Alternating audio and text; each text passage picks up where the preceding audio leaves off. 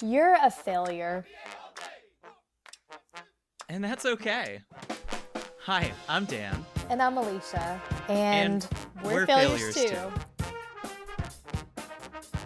We take a walk back through people's failures and relive the mistakes they made so we all can have more clarity in how to be a better human. In this episode, our guest shares his failed attempt at keeping his mental health in check, which led him to a trip to the ER and expert physicians scratching their heads at a diagnosis. Brian Williams is the CEO and founder of Perspectivity International, a corporate training and leadership development company. Being an entrepreneur, husband, and father of four during a global pandemic drove this already physically health-conscious individual to stress, anxiety, burnout, and eventually a trip to the ER. In our conversation with Brian, he shares the importance of taking care of our mental well-being in addition to your physical health and walks us through his journey of adopting the 4 S's: sleep, supplements, stress management, and strength training to completely transform how he lives his life. And now, he and his business are stronger than ever. Welcome to the 2020 Perspective, Brian Williams. Happy to be here. You know, a lot of times I'm excited to speak, but sharing this story, I don't know if excitement is the right word, but I'm ready anyway. Well, I'm excited, so you got one person excited. Me too. I am thrilled to have you here. And just a quick backstory. Brian and I met on LinkedIn. We're both in the DFW Dallas area, and I kind of just love the LinkedIn platform and how you can connect with people literally down the road. And his company is called Perspectivity, and our podcast is the 2020 Perspective. So it was a match made in heaven. How perfect. Yeah. Yes, exactly. It was meant to happen. So we're meant to have this conversation. Well, we're excited. Why don't you, Brian, kind of walk us through your failure that you want to share with us today? Wow, how was that for an intro? Why don't you walk us through your failure? We just cut right to the chase. Oh, I love it. So that's not a common question. So as you know, last year was, let's just call it an interesting or unique year for many people. And it was unique for me as well. In fact, so a lot of things happened that I wasn't quite aware of, right? So on one hand, obviously COVID, right? Our business was impacted dramatically by COVID, meaning we lost a lot of business in about, it was on a Tuesday and a Wednesday. My last name became, I'm sorry. It's like, Brian, I'm sorry, we're gonna have to cancel the contract. Hey, Brian, I'm sorry, we're gonna have to delay. Brian, I'm sorry. Oh, call after call after call, right? Or email. And it was tough. And so that was already tough. So I had to pivot the company overnight, from doing everything 100% in person to everything 100% virtual. And that's a lot harder than it sounds, but we were able to pull it off. Yeah. And then there was all these taxes, and everything was changing with the tax law and the government incentives and PPP. So there was a massive amount of learning in a very short amount of time. In the meantime, soon after that, the whole George Floyd incident happens. And obviously as an African-American man with 3 African-American boys from 6'2" to 6'4", and they all wear dreads and they all have an athletic build, right? So in the mind of some police officers, they are seen as a threat when they were homeschooled and home churched and grew up in churches and all the deal, right? And don't know anything about the streets or any of that. But I know that in this society, and unfortunately in Texas, that can be an issue. And so I didn't realize how much I was worried about my boys, like every single day, and myself. And the reason I was worried about myself was because my game plan when I get stopped is to comply, follow rules, do what you're supposed to do, and, just be as non-combative as possible. And so when I saw George Floyd pleading for his life, handcuffed on the ground, and that wasn't good enough, the most anxiety I've ever felt as a black man in the country is what I experienced in that moment. I watched that video once. I literally cannot watch 1 second of it again. And so I was really dealing with a lot of emotional stress and anxiety without really realizing, because as a high D entrepreneur, that becomes a drug. You drink that as Kool-Aid and you keep pushing, right? However, I learned the hard way that there are some side effects if you do that too much and for too long.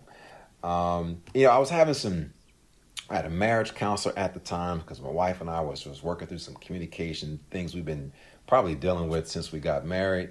And I have 4 kids. That's a lot of 2, baggage 3 too. in college. Yeah. Yes, sir. That in and of itself, right? And they all are, they're in school and college and working and doing all these different things. And so I'm helping them manage through. So it was a lot going on. Yes. All at one time. Oh my gosh, that's a ton. And I didn't realize it, right? I didn't know. I wasn't sleeping well at the time. And so, at the time, I knew there was a lot happening, but I never slowed down long enough to process exactly what was happening.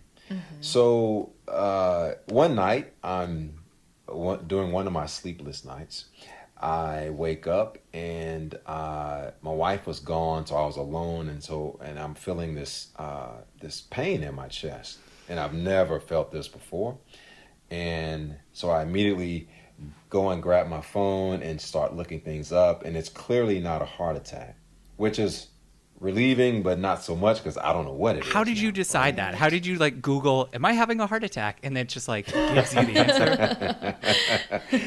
I probably hit about 3 websites and just symptoms, heart attack patients, things like that. Signs of a heart attack, right? And I didn't go with one website. I went with the Mayo Clinic, and I went to some other places, and I think I watched a video. You did your due diligence. And yeah, exactly. Right. And there was nothing that I wasn't matching enough of those signs and symptoms. And so I figured, I'm a guy, I'm a driver. So I said, okay, great. Put the phone down. You're not having a heart attack. So go back to sleep. Well, I couldn't.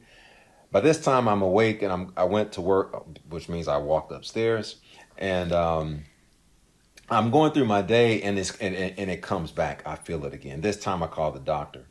And the moment that things kind of turned is, she said, well, the doctor's not in. Why don't you talk to the nurse? And I'm talking to the nurse, and I'm thinking we're just going to schedule an appointment, 2-3 minutes. We're on the phone for half an hour, and she's asking all these questions. And she says, okay, based on what you're telling me, where do you live? I say, we live right here by the lake here. And she says, okay, there's an emergency care clinic on the corner of so-and-so. Do you know where that is? I say, yes. Is anyone there to drive you? I go, no. Okay, I need you to hang up the phone. I need you to drive there right now and tell them what I just told you. Gosh. And I said, I don't understand. She says, well, let me tell you this, honey. I've been in medicine for 26 years. She's like an older black grandma. It's like my grandma was on the phone. And she says, baby, let me tell you, I've been practicing for 26 years, and I can tell you, God always sends, or the body always sends you a sign beforehand. And that's when fear crept in, right? Because now I saw the chest pain as a sign of something that's about to come, and I have no idea what it is.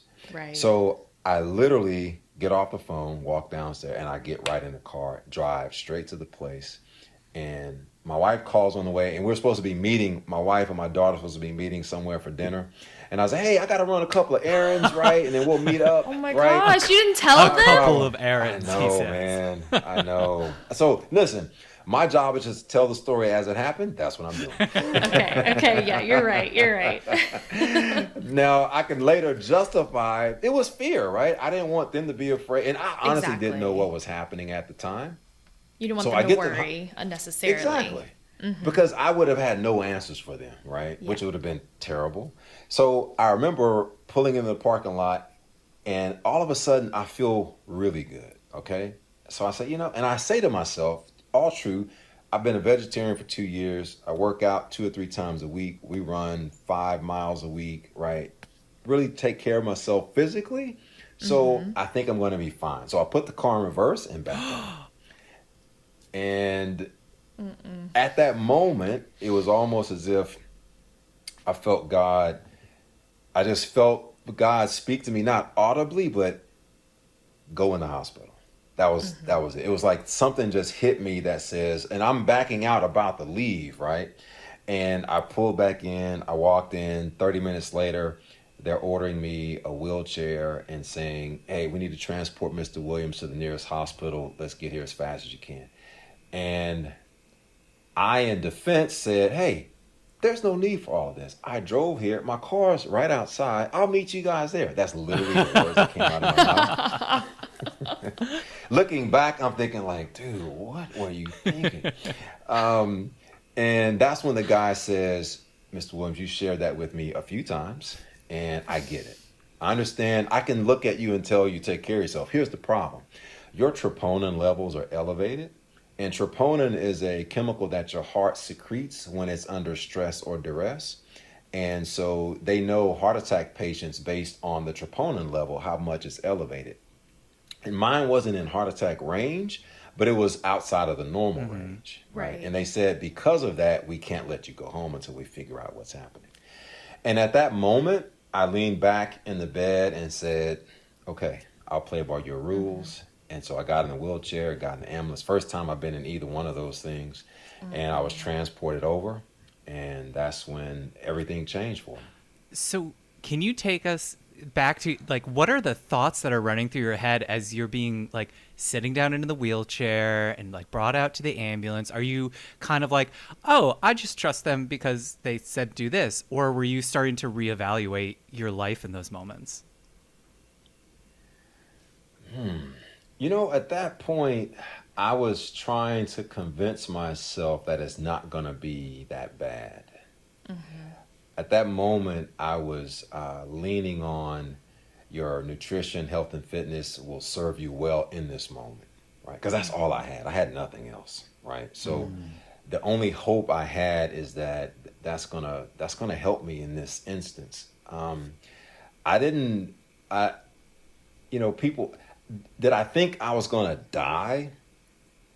No, because I didn't feel that bad at that moment. And I'm in the care of medical, personnel at that point. So even if something goes crooked, because at this point, keep in mind, you're in the stretcher and all the things are connected and whatever, they're monitoring blood pressure and all these different things, right? And so they can kind of see what's happening. And so I asked the lady, okay, now I'm a computer science grad by trade, right? And so my analytical brain went to work. In fact, everything that happened is on this phone in my notes section because I recorded everything, the blood pressure, the time I got to the hospital, the time they transported me, and my wife was like, I remember telling my wife, why are you doing that right now? It's one way of getting control.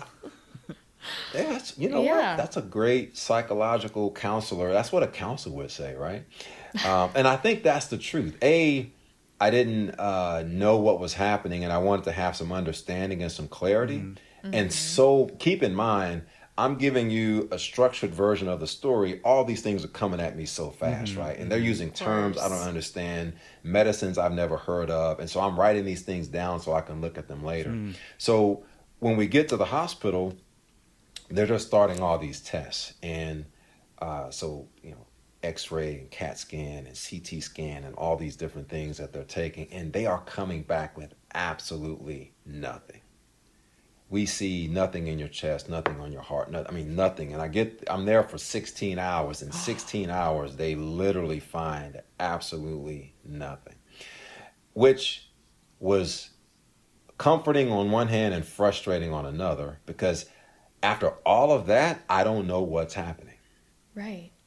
And how are you feeling? How are you feeling during these 16 hours? So you get to the ER, you immediately feel relief, you want to leave, you hear this, voice go, and then how are you physically feeling throughout this time where they're running tests?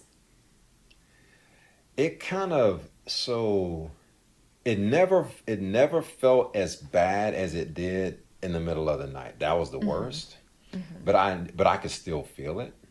And so, in fact, there was one, I can look it up if you need me to, but there was one medicine that they kept giving me that was supposed to make it better.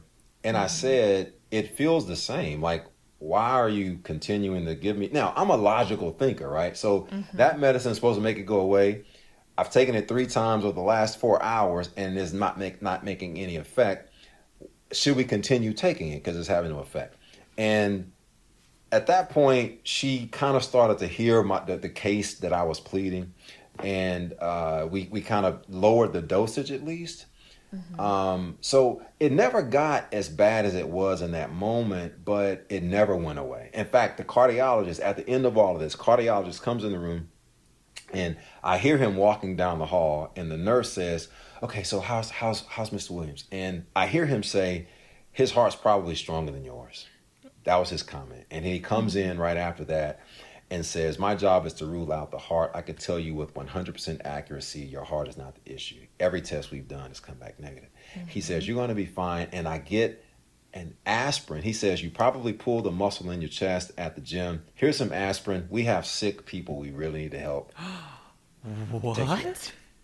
And he wasn't. He was saying it jokingly. He was a nice guy. Okay. He was just saying it joking, like, Right. "You're fine. We got sick people who are really Yes. sick. I need to Right. go see. You need to get out of here," kind of thing. And I remember looking up at this cardiologist saying, "Okay, I hear what you're saying, but there's something not right. I still feel Right. this in my chest," because I needed to Right. make sure he knew I'm not as okay as you're making me out to be. And I remember walking out of the hospital going, "What in the hell is going on? Like, I don't Yeah. get this." And the question I kept asking myself is, how did I get here?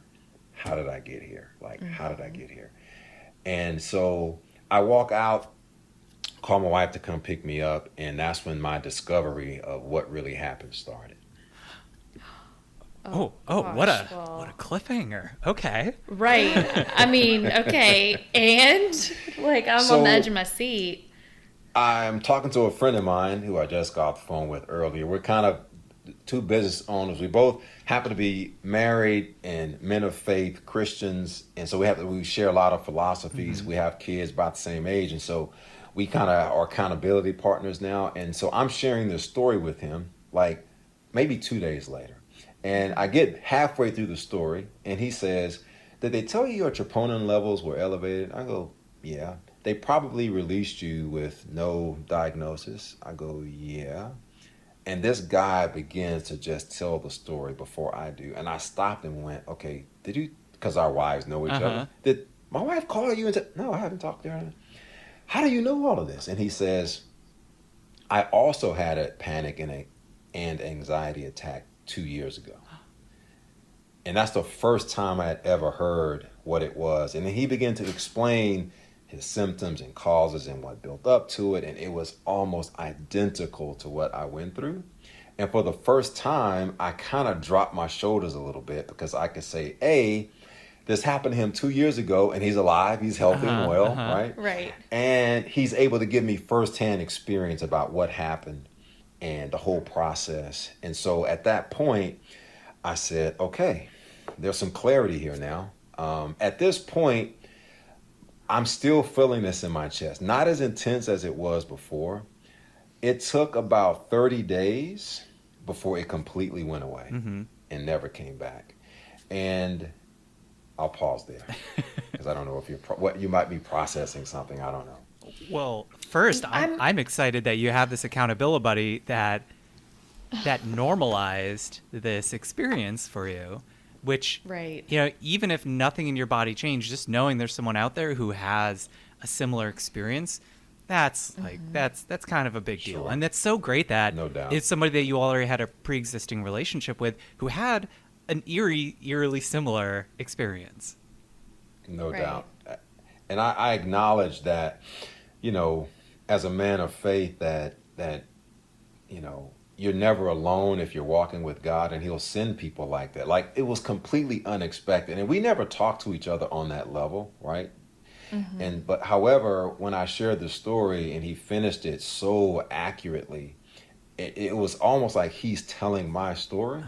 And I agree with you 100%, Dan, that was the first, like I said, I dropped my shoulders and I just pounded this guy with questions, right? I mean, relentlessly just hit him with so many questions. And he answered every last one patiently, because, and I think the dichotomy here, right, is you go to the hospital for answers and truth. And they tell you, oh, you pull a muscle at the gym. And I'm talking to a buddy of mine who gives me this spot on the money diagnosis, if you want to call it that. Right. And that is exactly what happened to me. And I thought, I've been kind of living my life in this kind of way for a long time. So I'm thinking, it can't be my lifestyle because I've always lived like this. However, 2020 was an absolute exception, right? And it was 3-4x what I would normally be dealing with, the amount of stress. And I think the political climate was kind of crazy, and the financial, everything was kind of, and so that began the journey of transformation. That conversation did with my friend Philip. Yeah, I'm curious, obviously, to hear this story of transformation, because I'm curious to hear about how, your perspective did change. But before we get into that, can you give us some feeling words? What are some of the feelings that you were experiencing when you did feel that, drop in your shoulders? What are some things that when you're talking to your accountability partner, how did that make you feel? And are you thinking like, I'm just curious, because for me, I might think I'm like a little resentful towards the medical staff that I spent so much time and, energy visiting with them, and then like also relief. And so I'm just curious to know what are you feeling? I would call it preliminary relief, right? Okay.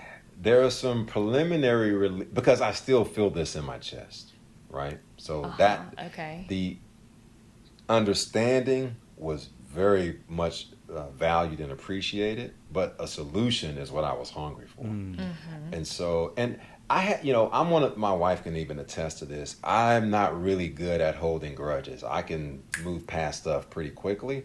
And so as long as the hospital didn't kill me or give me something that will give me some side effects, I was like, I'm past that, right? Because I now have the truth. That's all I want. I could care less about what happened yesterday. I now have access to the truth, firsthand access. And so once I had access to the truth and I knew what was happening, I was like, okay, I get it. The tricky part was the solution to the problem was something I wasn't very interested in. So, because it included slowing down, thinking, being patient, being thoughtful, right? All those things a high-driving entrepreneur does not want to participate in. Slowing down. So that began the journey, right? The solution for me ended up, my wife says, you do everything to the extreme, right? So I hired 3 therapists. I didn't wake up and say, I need to go find 3 therapists, right? I knew a friend who was already in this space, and I was introduced to someone else, right? And so it just kind of worked out that way. In about a month's time, I ended up with 3 therapists at once. And these ladies completely changed my perspective. They answered so many questions. I got so much insight. I now value so much of what they gave me. And what they gave me was the importance of yoga, which I now practice every week. I'm the only Black guy like ever in the whole place, which is cool. I'll take that. But I've learned so much from the yogi, just how calm and patient and thoughtful and methodical she is. In fact, I remember one day she was like, listen, today your body may be able to do this pose. Tomorrow it may not be. And I remember before she said that, I would force the pose every time. I'm gonna make this happen. And she you're would a say, go-getter. You're an achiever. Absolutely. Yeah. And here's the thing, Alicia, and people who are wired like that are rewarded for that over and over again. No one ever tells you that you have to balance that out, that it's okay to slow down. It's okay, right? And so she was able to help me see you don't have to win every battle. You don't have to make every pose, right? And that's when things begin to shift for me, because I felt like every at-bat, you got to hit a home run, right? That's the whole name of the game. So actually, can I push you on that? Because I, as a high-driving entrepreneur myself, I definitely have felt those types of feelings before, but maybe if you could try and get back into your previous mindset, right when you have this, after this conversation with your business accountability buddy friend, how would you have given yourself a score on 1 to 10 in terms of your own kind of self-awareness, your own self-reflection, your own thing? Because you probably thought you were just good enough, but now that you've seen this whole new headroom, it probably changes the scale. So what would you give yourself a score before you went on this journey? So my self-awareness score? Yeah. Oh my gosh. I'd say I'm going to give myself a 3 only because I don't want to accept a 1. That's the only reason why. Since I get to give the score, I'm going to say 3. Reality, probably 1. And the reason I say that is think about what I was doing, how hard I was driving, how fast I was pushing always. And I never thought to myself, this might not be healthy. Not sleeping, running all the time, right? So to me, honestly, if you put yourself in that situation and you don't have the wherewithal to remove yourself off that fast track, you can have a high self-awareness score, right? Because I put me in the emergency room. Yeah. My thought, my behavior, my action, my thinking, right? That's what sent me to the ER. And so the truth of the matter is I was about a 1. My wife just recently told me over the weekend, wow, you are so emotionally aware now. It is so awesome to see you like this. You're like a different person. And that's just because my nephew, I used to wear my hair super short and I grew it out, and he just thought that was the coolest thing. So it's like, I want to wear my hair like my uncle, right? And so I just went out and bought him the stuff that you need to do to make it all do what it does. And I'm going to take it to him and show him how to, and it's just a fun thing to do. Whereas before, I would have just been like, hey, that's cool. Good luck. If you have any questions, call me. Wow. Right? Now I'm like buying the stuff. I'm all in. In fact, we were out on a walk yesterday. I said, you want to drive over there? We'll just take it to him and we won't tell him. We'll just surprise him and show up. And so but I have to say, man, so how did I get there, right? What moved me from a 1 to like maybe a 6 or a 7, right? It's been yoga. I used to make fun of people that did yoga and meditation. I'm a big fan of meditation. I understand the value of meditation now, and I practice it daily. I take off half a day every Friday. I block my calendar 9 to 1. No one gets that time. It's just me time. Aww. And I unplug and slow down. I have put this phone on silent mode and turned it over. And my wife was like, I was trying to take you to lunch. You didn't get my I'm so sorry. I've been dead to the technology world for the last few hours, man. And she gets that now. It was a little awkward for us initially, but she now knows this new space that I'm in, so she just respects that. I still I'm more pescatarian now than vegetarian, but I eat really clean. 95% of the time I'm drinking water if it's not some juice drink or something, working out, exercising. So I call it the 4 S's as far as how I live my life today. The first one is sleep. Unbelievably undervalued in our culture. Yep. The power of sleep.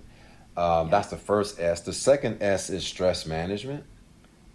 Unbelievably underestimated the power of stress in our life. So I actively, proactively avoid stressors in my life. Like news content, I'm not consuming it, right? Yep. Any stressor, and because I feel it in my body now, I feel it when it shows up, and so I detach myself from the source of it. The third S is strength training and exercise, right? And the fourth S is supplement and nutrition. Real big on magnesium, not just eating healthy, but the minerals that is lacking in food, and making sure I'm consuming enough of those. And so those are my 4 S's in which I live by, and I practice those things that I share. One of all of this, the biggest kind of revelation for me was, and this may sound awkward, but when I started doing the speed limit, that was such a powerful revelation. So initially it was, I cannot believe human beings drive this slow. Like, this is unbelievably unproductive. Who selectively drives this speed? And then secondly, it was the uncomfort of people passing me. Right? Because life is a race, and I'm losing the race of life. Wow, right? That's so interesting. Interesting. And the last one was, where I am today is, boy, look at these people just racing through life, stressing themselves out. It's like a moment of pride now to be passed up. Like, I'm anticipating someone rushing behind me and going around to race off to where they're trying to go. And so I'm just playing some mellow music if I'm playing anything at all. Yeah. And I now appreciate clouds and sunlight. And we live near a lake, and I'm just, man, God, his creation is just so awesome. Wow. Whereas after living here many years, I've never recognized this stuff because I'm just moving so fast through life. And so being present is a really big thing to me, absorbing the conversation. Even as we're talking, as you guys talk to interject, I just stop and back up because I want to hear what you have to say. Whereas before, I would sometimes just plow through that interruption, right? Because I want to get the point across. So anyway, a lot has changed for me. And today, I thank God for September 22nd. Which is the day I went to the ER. Wow. Because it's created this whole new world that I never knew existed. And the value of my relationships has increased. And to just be at much more of a place of peace was very telling for me. And I, as a believer, as you look at the life of Christ, he was not a man who rushed and stressed and worried his way through life. So why should I be living like that was the question I had for myself. So that's such a... First thing is, I'm getting shivers over here. I know about you, Alicia. Me too. No, it's just like, when you're just talking about clouds, I'm like, oh my gosh. I want to love clouds like you love clouds.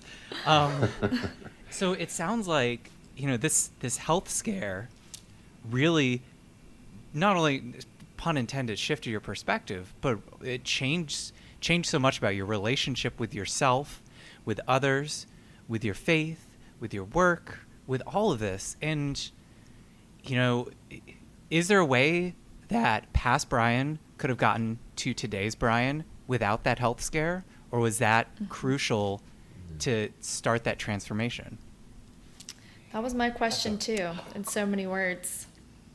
Because so many people, I think, are striving for this peace that you're feeling. I think everyone wants to feel like you do, but at the end of the day, you're still providing for your family, you're an entrepreneur. How do you do both? Okay, that's a great question. I think fear is a major motivator to that kind of lifestyle, right? And I will say lack of faith, because you think that everything relies on me, so I have to always be on, pushing, striving, making it happen, which is a lie, right? Secondly, could I have gotten here on my own? I don't think so. Here's why. It never happened, right? And so, and here's the thing. Do I understand the need for sleep logically? Yes. Is stress good for you? No. Do I know that? Absolutely. I know all of this stuff logically, right? And if we think about it, every American in the country knows that if you exercise, don't eat junk food, or you can lose weight and be healthy. But we have a chronic weight and heart disease problem in our country, right? So it's not logic or information. Information is available for free to anyone with the internet and access to it, right? So but for me, it was like those 4 S's, you are not getting in the way of my 4. In fact, I had a calendar invite to myself that blocks my calendar, and I set it for like 4 or 5 months, whatever. And so it expired, and a meeting showed up at 9:30 on a Friday, and I went like, what the hell is going on? You were offended. Yes, were I offended. was. It's on Friday I'm mornings. like, exactly. That is my time. Who has stepped in on my time? So once I saw that happen, I went and I saw it expired, and I extended it indefinitely. It has no expiration date on it like it did before. And because that is my time, I fight for these 4 S's. I fight for.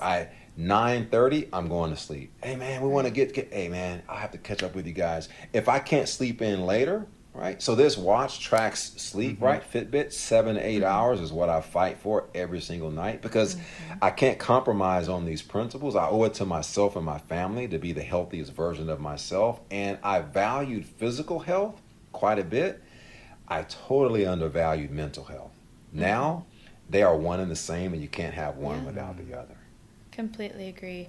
I just want to, make an observation that a word that you used several times when you were explaining how important the mental piece is to your physical component, is you said you fight for this. You fight for this time. You fight for it. Like, you really do have to make intentional actions and behaviors to protect your mental well-being. And I think so often we have competing priorities of things on our to-do list. And so it's not something that we feel like we're going to get a big ROI on until we end up at the ER, until you're burned out that you are, like losing out on relationships and not feeling good about the stuff that you're accomplishing. So you really do have to fight for it. And you're right. I think, and I didn't catch that till you said it, but that is the right terminology for it, because if you don't fight for it, it will beat you down, because the culture is so, this lifestyle that we live in America is so ingrained in us that I didn't know it was extreme until I went through that incident. And now I can press pause, turn around and look at it and go, who would choose to live life in that way? I mean, life just rushes by you, and you're not, the relationships, those small moments, right? The phrases that people say, the conversations that you have, you completely miss out on those because you're moving so fast. And again, it's the fear that if I don't continue pressing and pushing, there's going to be, something's going to suffer. But the arrested, holistic person that shows up gets more out of the hour. I just talked to a senior executive at this Fortune 10 huge company. We're at a party on Saturday, graduation party, and he said, yeah, we're working from home primarily right now, and productivity has increased. And I kind of thought I knew the answer. Said, why do you think that is? Well, think about it. There's no stress of the commute, people at home with their families, they're having dinner with their family, like all the things we're talking about, they're embracing those more, and so they're more productive, not less. And he said our fear was it would be less productive. We're finding out that they're even more productive. And so I think there's a scripture that says, as a man thinks in his heart, so is he. So if you think systems are going to fail if I don't perform at a high level all day, every day, that will become your reality, right? And I got to say, the only reason I am where I am, to answer Alicia's question in another way, is I didn't care what happened to the business. It ain't worth dying for, right? So I fight. But here's the thing. The business has grown as a result. This is so crazy, right? So I have become such like this is crazy. So I'm a computer science grad, worked many years in Silicon Valley, building a lot of technology. Now I'm like, you know what? I hate technology. But here's the point. Love meditation. Hate those SaaS platforms. Exactly. And so I have become such an anti-technologist that a huge, like, Fortune 15 company was trying to get a hold of me, and I'm not on my phone and email. That I got an email going, Brian, we have been trying to contact you for several weeks now. We're not understanding why you're not responding to any of our requests. We've tried to reach out to you, blah, blah, blah, blah. And my wife sees we share this one email, and she said, hey, have you responded to that company? I was like, it's spam. They're not trying to. She says, well, they have a logo and a phone number, and it doesn't look like spam. I said, look that name up on LinkedIn. I guarantee you it's not real. And she looks it up, and sure enough, right? One of the biggest brands on the planet, right?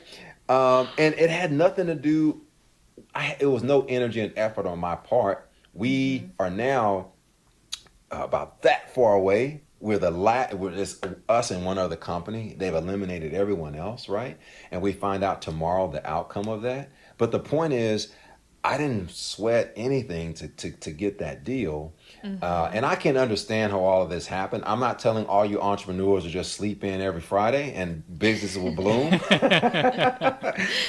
But what I am saying is your bodies can run hard and fast for a very long time, but eventually payday will come. That's for sure.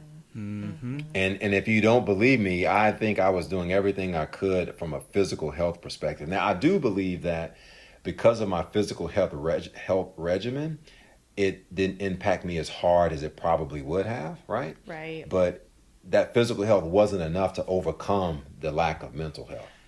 So I'm curious about the business success, because, you went through this incredible personal transformation.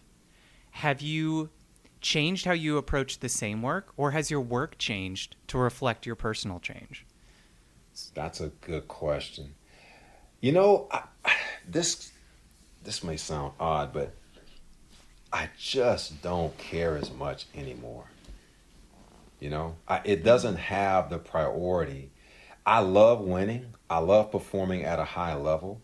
I continue to do that, and we continue to do that, and that's why with this deal we're pursuing now, and we just in the process of closing a global contract with another Fortune 50 company. But so I have changed the way I approach work. When I show up, I think I'm a better version of myself because there's rest and there's peace and there's insight. Think about it, right? If our brains are rested and relaxed, we're thinking more clearly, we're thinking more deeper, we're solving problems better, right? Because I show up as a different person. It had gotten so bad. I remember I was really sleepy most of the time, a lot of times, right? But that became my normal, where I could perform while exhausted, right? Now, the truth of the matter is, there's no way you're going to perform at your best if you're exhausted. Human beings aren't wired in that way. And I remember a guy I was talking to said, Brian, he said, Formula One racing cars are the most advanced machines on the planet, and their price tags will justify that. He said even they have to pull over for a pit stop. Oh, right. That's a nice little analogy there. And it got my attention. And he said, guess what? There are like 5 or 6 guys who tend to the vehicle when it stops. And even high performance machines, can't run the track at a high speed all the time. Why do you think you can get away with it? And that really got my attention. I remember that conversation because it really caused me to press pause on how I was living my life. But it wasn't enough to change things. I made some mind. This was before the emergency room visit. But it wasn't enough to stop living the way that I was living. Now, when reality grabs you by the neck and smacks you upside the head, that gets your attention like nothing else will. And I did a 180 at that moment, right? Those 3 coaches or counselors that I had, because you got to also think in my culture, in the African American community in the South, church was, so when we were slaves, we weren't allowed, obviously any freedoms. The only freedom that we had was church. That was Sunday, and there was a local pastor, and there was freedom and hope and glory and heaven and God. And so that was the only escape from hell that we had. And so it's ingrained in part of our culture. Now, the negative side effect to that is traditionally in the Black culture, you don't seek therapists and psychiatrists and psychologists. Why? Yeah. You take all your burdens to the Lord and God will redeem every and anything, right? The reality is there are people here on earth who can help us get where God is even trying to get us to get, right? Trying to get us to go, I should say. And so as a result, I went from like not really using therapists and counselors to having 3 all at one time, right? Because I knew this is so complex, I'm not going to be able to figure this out on my own. I had that much insight to know I need help. And that was one of as a high charging entrepreneur, is admitting I need some help. I got to get help. I can't end up in an ER again, not knowing what's happening and being misdiagnosed at the same time. Do you incorporate, I too am also an advocate for therapists and coaches as well. And I agree with you. It's like, I feel like we need all the help that we can get, right? Coaches need coaches, therapists need therapists. Everyone needs someone to give you that outside perspective to help you get through a challenge that you can't see with your own lens that you created it with. But do you incorporate your 4 S's or any of your learnings in your leadership development work with clients? That's a good question. Not yet. It shows up on calls like this, and I'm also a professional speaker, and it shows up there. I will say that I'm growing more comfortable telling the story because it's kind of new for me. And so I think moving forward, it's becoming who I am, right? I'm an advocate for yoga, an advocate for meditation, an advocate for sleep, right? And so ultimately it's becoming a part of who I am. So it will definitely begin to show up. And in fact, I was just talking to someone recently. We were considering just launching a leg of our leadership development program on the 4S's, like how to truly perform at a high level is you got to slow down, you got to pump the brakes. And it's so telling. I remember this, when I was at the gym, I would use my AirPods and listen to these, music or whatever. And there was this one song where this one line in the song became kind of my theme song, even though it was just one line in the song. And the one line was all gas, no brakes. Right? Just keep pushing the pedal to the metal, man. Take the brake out of the car. Who needs it, right? Slowing down is for punks. We're going to keep pressing hard. And that will end that same car you're driving with all gas right in the parking lot of the ER, which I found out in a worse way. Yeah, I mean, I know a little bit about your work from our previous conversation. But I see this 4S model and your story as being a different chapter. I don't know when, but I see that being a different chapter for you, because especially with the way that we're operating, and especially in a post-COVID world, what you're speaking about is so important. I know I needed to hear this today. I know whoever is going to listen to this is going to be listening to this with some takeaways that they truly needed to hear to help them live better. Because I think a lot of us are going, all gas, no brake, and you feel heavy, you're not doing great in any role that you're playing. And there has to be, some kind of stopping point to make that pivot and feel good about what you're doing and how you're living your life. So Thank I you see for big that. things. And I agree. I appreciate it. And at this point, as I said, even before the call, people would ask, as a professional speaker, do you get nervous before you go up? Of course, sometimes you do. But my mindset is, how can I serve the people who are listening? And when my mindset shifts to I'm helping other people get past a certain obstacle, it changes.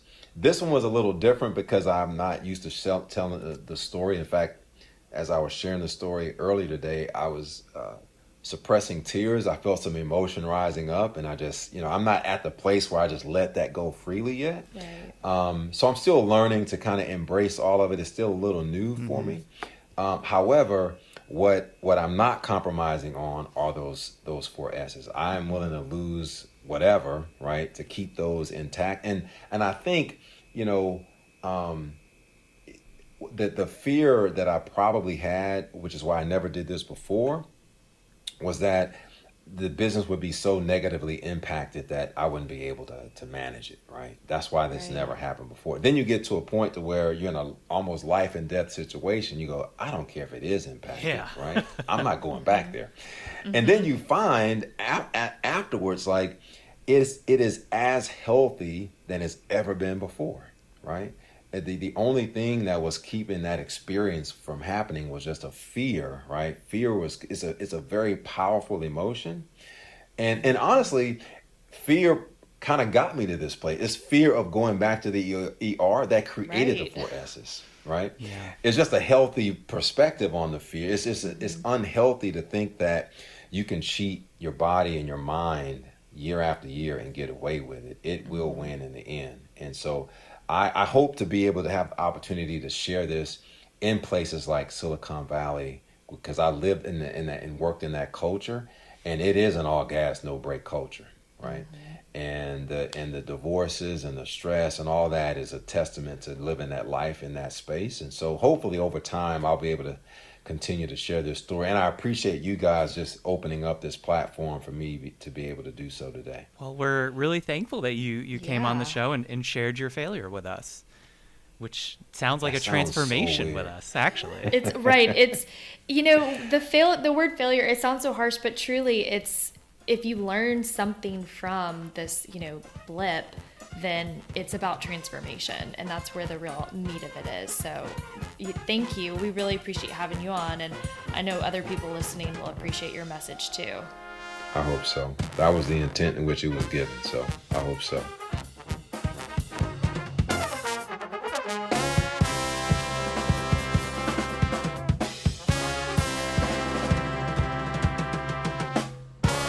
Okay, so Brian, he went to the ER.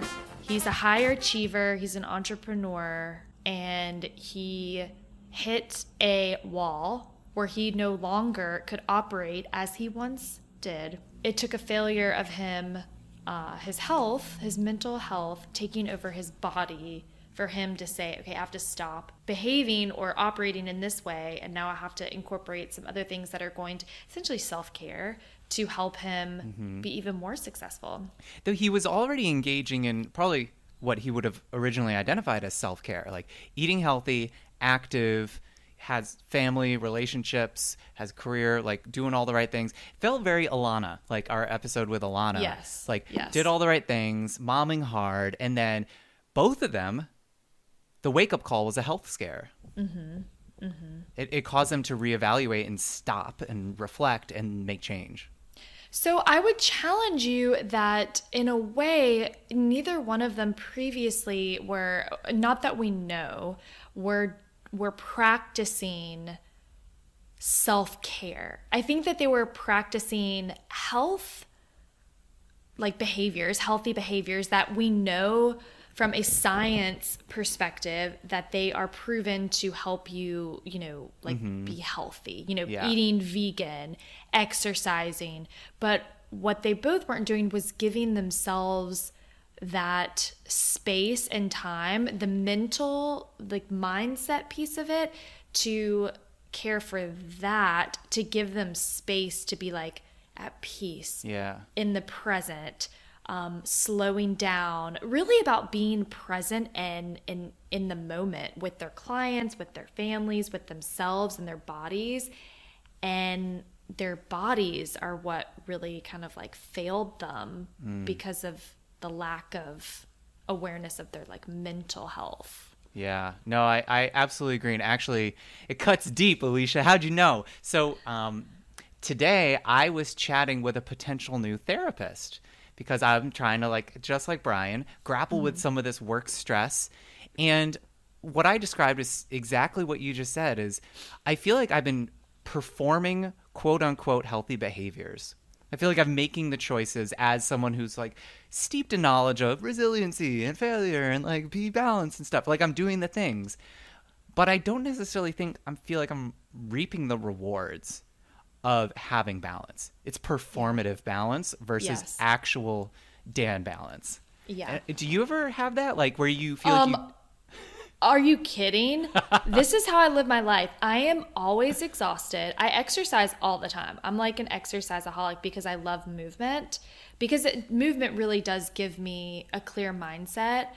But as far as feeling mentally clear all the time and able to perform really well in any one of my roles, no. I flat out know, you know this about me, that I'm just not doing that. And so therefore, I am always tired. I'm always exhausted.